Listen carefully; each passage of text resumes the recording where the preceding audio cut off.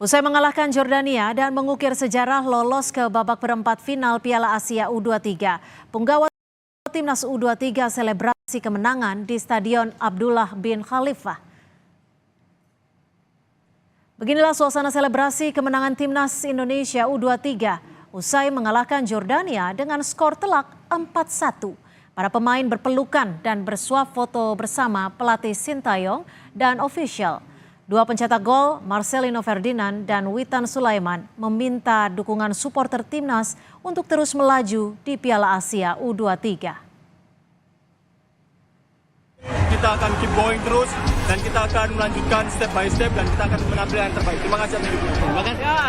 Terima kasih kita hari ini menangkan pertandingan dan kita menuju ke 8 besar. Terus dukung kami dan semoga kita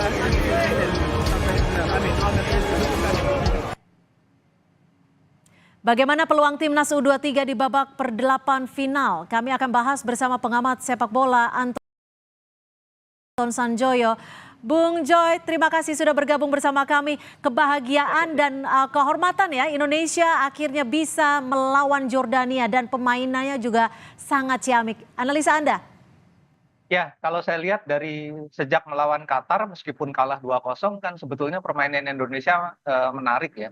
Dengan 9 pemain saja mereka masih bisa menekan pemain-pemain Qatar gitu loh. Sehingga ketika berhadapan dengan Australia, saya juga katakan bahwa dengan 11 pemain masa nggak bisa ngalahin Australia, 9 pemain aja bisa menekan Qatar gitu kan. Dan terbukti kan bisa mengalahkan Australia. Dan kepercayaan diri itu terus tumbuh sampai kemudian mereka juga bisa tampil luar biasa. Dan menurut saya ini penampilan tim U23 ini jauh lebih bagus ya daripada tim senior gitu loh.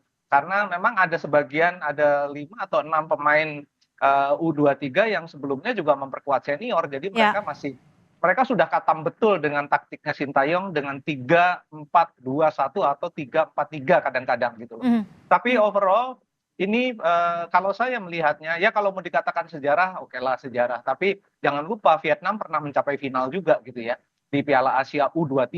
Jadi saya mewanti-wanti, jangan terlalu disanjung dulu. Ini anak-anak muda, masih labil mentalnya. Kalau terlalu disanjung, mereka sudah merasa, wah ini kita udah hebat, elit Asia. Padahal ini masih kelompok umur. Jadi saya selalu katakan kalau kelompok umur jangan terlalu disanjung. Oke, kita puji, kita kasih dorongan, tapi jangan terlalu disanjung dan mereka jangan lihat dulu media sosial deh, berlebihan menurut saya gitu. Oke, kalau media sosial berlebihan, tapi secara kekuatan, secara mental dan juga secara daya juang dan strategi permainan, menurut Anda ini bisa dipertahankan tidak untuk di babak selanjutnya? Harusnya bisa ya, karena kan ini pemain-pemain ini sudah berkumpul cukup lama, apalagi yang memperkuat senior kan mereka sudah blend up-nya sudah lama gitu ya. Dan rasanya sejak mereka melakukan TC itu kinerjanya makin lama makin baik dan melawan Qatar ya melawan tuan rumah kadang-kadang memang butuh ekstra ya. Tapi menurut saya tetap bagus dengan 9 pemain melawan Australia lebih bagus lagi. Melawan Jordania menurut saya ini yang puncaknya, asal jangan puncak beneran ya, ini puncak palsu dulu. Karena yang menunggu Indonesia itu adalah kalau nggak Korea, Jepang. Mereka akan tanding malam ini untuk memperebutkan posisi 1. Nah, gitu. bicara soal itu nih Bang Joy, kalau kita lihat Jepang dan Korea Selatan bukanlah lawan yang mudah. Bisakah timnas Indonesia ini mampu melawan antara Jepang ataupun nanti Korea Selatan? Kita tentunya masih menunggu. Ya, siapapun kalau udah dengan confidence seperti ini, siapapun mereka akan lawan dengan hati baja ya, karena mereka udah confidence banget.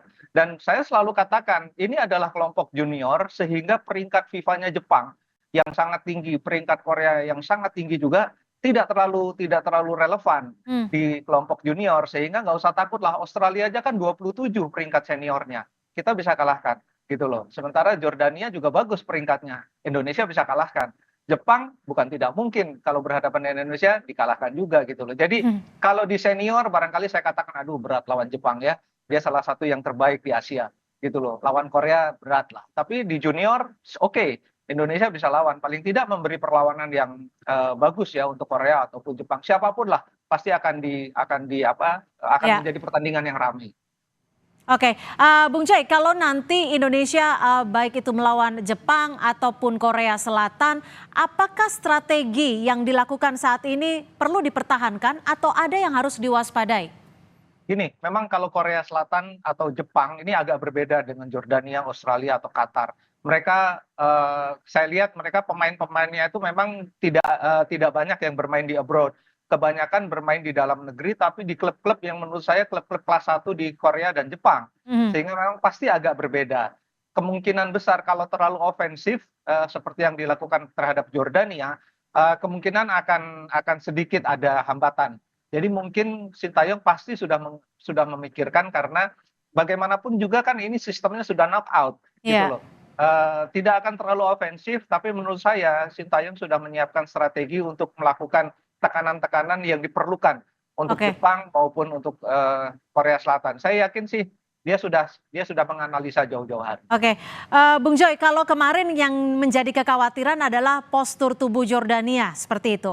Tapi kalau kita bicara soal Jepang dan Korea Selatan, ini kelincahan juga jadi salah satu yang menjadi apa ya istilahnya perlawanan sengit. Bagaimana Anda melihat ini? Ya, sebetulnya sepak bola modern udah nggak lagi mengenal postur yang ini ya. Kita tahu bahwa postur pemain-pemain Argentina juga nggak giant-giant amat Mhm. gitu ya. Tapi ya bisa jadi juara dunia, apalagi kalau kita bicara Leo Messi. Jadi kalau sekarang di sepak bola melawan Korea ataupun Jepang, posturnya kemungkinan sama gitu loh. Ya, Sama dengan bersaing dengan pemain Indonesia dan tapi mereka memang saya lihat Korea dan Jepang mereka agile-nya mereka lebih lentur dan lebih tapi kalau saya lihat gol pertama misalnya proses di gol pertama yang kemudian menjadi penalti itu passing-passing master. mhm. Golnya Witan pasti dipuji karena memang itu gol yang bagus berasal dari building up lini tengah yang luar biasa gitu loh. Jadi Indonesia menurut saya bisa mengimbangi Korea, bisa Oke, mengimbangi Jepang. kalau untuk komposisi pemainnya sendiri apa yang Anda sarankan? Jangan berubah dari komposisi melawan Jordania itu yang terbaik. Dengan 3 pemain di belakang, Rizky Ridho jadi jenderal di belakang, kemudian Ivar jadi jenderal di tengah, Witan akan menjadi pengacau di sektor depan bersama Marcelino. Itu menurut saya komposisi kemarin melawan Jordania itu yang terbaik. Oke, baik. Terima kasih Bung Anton Sanjoyo, pengamat sepak bola sudah bergabung bersama kami di Kompas Petang. Selamat sore.